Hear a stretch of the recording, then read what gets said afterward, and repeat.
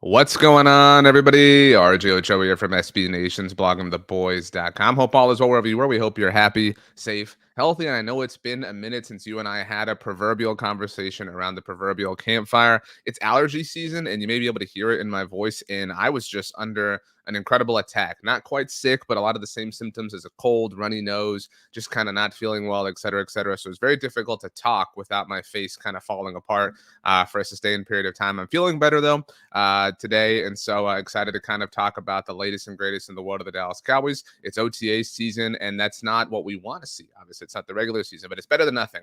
And that's kind of life here in the final week of May. Today is Thursday, May 25th, 2023, in case you stumble upon this video later. If you stumble upon here, that means you're not subscribed. So please do subscribe to the Blog of the Boys YouTube channel. We recently hit 20,000 subscribers. Thank you all so much for being a part of our journey here with all the conversations and discussion and analysis that we have with the Dallas Cowboys. So let's go ahead and get to it. Again, this is OTA time. So we're kind of just, we're at a pace, right? It's a marathon. We got to get to training camp about 2 months from now, a little bit over 2 months. And so, these little morsels that we get, they're really valuable, all things considered. We have an article up at bloggingtheboys.com if you want to read it. I wrote this kind of encapsulating the things that Mike McCarthy said. Mike McCarthy, you may recall, was not at rookie minicamp. He had a back procedure himself. Thankfully, he's feeling better. He said he was up to 100%. So great to see on that note. Kudos to Mike McCarthy. Hope all is well with him and his health. But McCarthy did provide a number of updates on Thursday. And the first is that Tony Pollard, who's obviously coming off of that fractured fibula that he suffered in the divisional round season-ending loss on the road against the San Francisco 49ers, that Pollard is participating in walkthroughs and OTAs, but offensive tackle, offensive lineman, depending on what you want to call or qualify him, Terrence Steele, is not quite there yet. Terrence Steele obviously was hurt against the Houston Texans last year, so a little bit before Pollard, but coming back obviously from the tear, that's a much more difficult thing. This isn't surprising. Stephen Jones at earlier parts of the offseason, before even the draft, around the NFL Combine, had spoken, even before the Cowboys had placed the franchise tag on Tony Pollard or placed the tender on Terrence Steele. Stephen Jones had spoken very confidently about how both of these players would be ready for training camp that we talked about, which is in a little bit over 2 months. That remains to be seen. You can expect the Cowboys to be coy about this. Mike McCarthy is not somebody who likes to put all of his cards on the table. He likes to keep things a little bit close to the vest. But that being said, it's very positive to see that Tony Pollard is participating in walkthroughs. Now, we can sit here and debate whether or not the Cowboys should prioritize Tony Pollard in terms of a long-term extension. They have a lot of work to do on that note. CeeDee Lamb's long-term extension looms large, but more importantly, from a proximity standpoint, Trayvon Diggs, considering he is the only player of serious note that is entering a contract year with the Dallas Cowboys, we'll see if they get a deal done with him. I had a different article that went up at our site. PFF actually recently projected Trayvon to earn just north of $20 million per year. Obviously, he's going to want somewhere near the going rate for cornerbacks. But as far as Tony Pollard is concerned, he is one of the most important players on the offense. He is the most explosive player on the offense, an offense that obviously features CeeDee Lamb, now features Brandon Cooks, now features the likes of Deuce Vaughn, et cetera, et cetera. But having Tony Pollard be available and fully healthy at the beginning of the season would be a huge win. And I think something that's really exciting is the Cowboys did sign Ronald Jones in free agency. They did draft Deuce Vaughn. They still have Malik Davis and Rico Dowdle. So they have enough bodies, enough of a platoon to kind of work things through when they do get to training camp, so they can give Tony Pollard some veteran off days, some rest days, so that they don't push him too far, too hard, too fast, or too quickly. So that's great to see.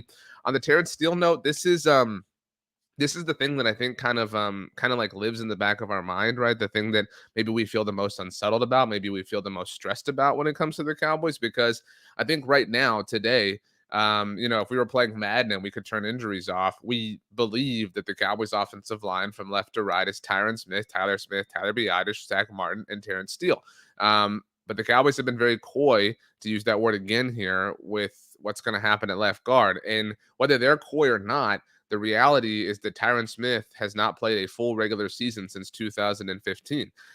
So it seems like, he's going to be hurt at some point or another. Now, that obviously came to a head much earlier than anybody anticipated a year ago, Tyron getting hurt right at the very end of the training camp preseason period, right before the regular season started. And Tyler Smith did bail the Cowboys out. But, we could sit here and play what if all day long with regards to the offensive line, right? What if Tyron Smith gets hurt? You kick Tyler Smith out. Who's playing left guard? Is Terrence Steele playing left guard? Which is an idea the Cowboys have thrown out this offseason. Is he healthy enough to play left guard? Is Matt Farniok? Is Chuma Edoga? Is Austin Richards? Is, who knows? But there are a lot of moving pieces there, and so it will be very interesting to see how the Cowboys do work and line up their offensive line while Terrence Steele gets right and gets healed, because this will give us a bit of an indication at how the Cowboys are planning and preparing to potentially face a reality where Terrence Steele is hurt and they have to fill in the line on the right side of the offensive line. Now, maybe Tyron Smith goes to play right tackle, Tyler Smith plays left tackle, but then again, the question becomes who's playing left guard, so on and so forth. So that is maybe the most important update that Mike McCarthy provided. He also noted that offensive language and overall offensive things are remaining very similar for quarterback Dak Prescott.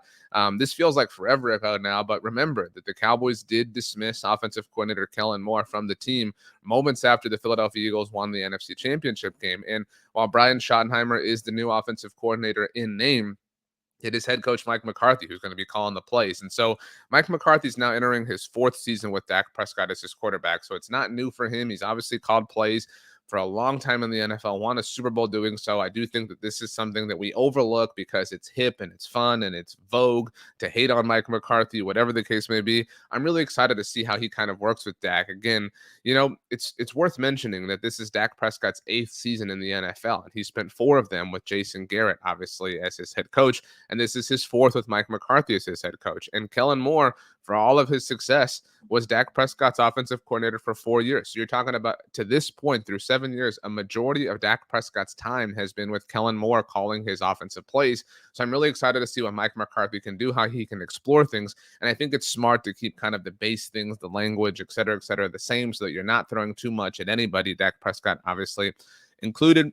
Final note, it's a little bit difficult still to take deep breaths. I know that, everybody knows what it's like to be a little bit sick. And so I'm just kind of battling with that. I almost passed out right now, in all seriousness. That actually not seriously, whatever. Anyway, Michael Gallup looks good. And that's exciting. I think that, Michael Gallup was somebody who the Cowboys I wouldn't say the Cowboys certainly depended on too much last year. The Cowboys, we don't have to, relitigate this, right? The Cowboys went about the wide receiver position very poorly last year. They traded away Amari Cooper. They counted on Michael Gallup coming back from the torn ACL that he suffered in January of 2022. And they thought Jalen Tolbert would step up. They thought the James Washington signing would transpire into something legitimate. It did not. And Michael Gallup, as it turns out, was not the same player. Now, a lot of conventional wisdom suggests that it does take a full year to kind of get back to yourself after you do tear your ACL. Some players obviously heal and perform better and faster and quicker than others. But you have to imagine that Michael Gallup is going to be much closer to his pre-torn ACL form here in 2023 than he was this past season. And a lot of that just because more time has passed. And so we're all hoping that is the case. The Cowboys did hedge their bet for what it's worth at the wide receiver position by trading for Brandon Cooks this offseason. So not only is Michael Gallup further removed from the torn ACL, but the expectation, the responsibility on him is not as large. And I think all of those things are going to coalesce and make Michael Gallup an even better player for the Cowboys in 2023. But that is the latest and the greatest in the world of the Cowboys. Thanks to Mike McCarthy's updates on Thursday. My name is RJ Ochoa. If you'd like, you can follow me on Twitter or Instagram at RJ Ochoa.